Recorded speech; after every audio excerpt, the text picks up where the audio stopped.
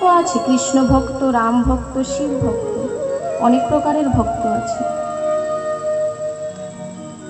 আজ কৃষ্ণ ভক্ত আমরা সকলে এখানে যে উপস্থিত রয়েছে, আমরা কৃষ্ণ ভক্ত।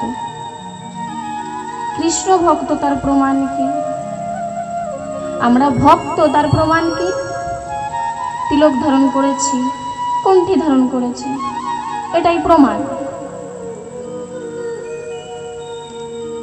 অনেক সময় বলে না, ভক্ত তো মনের মধ্যে আছে, আমি ভক্ত, আমার মনে আছে আমি ভক্ত, তিলক ধারণ করতে কি করতে ধারণ করতে হবে?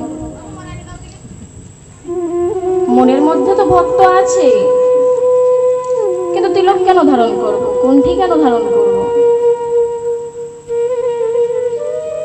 কোনো একটা স্কুলের বাচ্চা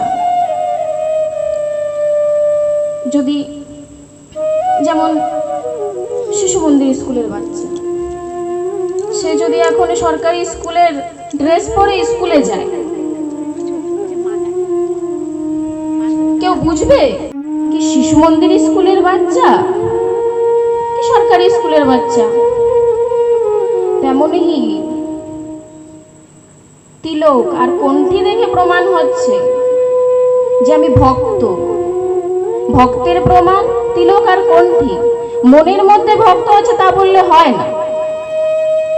এখন যদি বলি আমার মনে তো আছে ভক্তি, তিলক ধারণ করার কি দরকার? মনের মধ্যে থাকলে হয় না।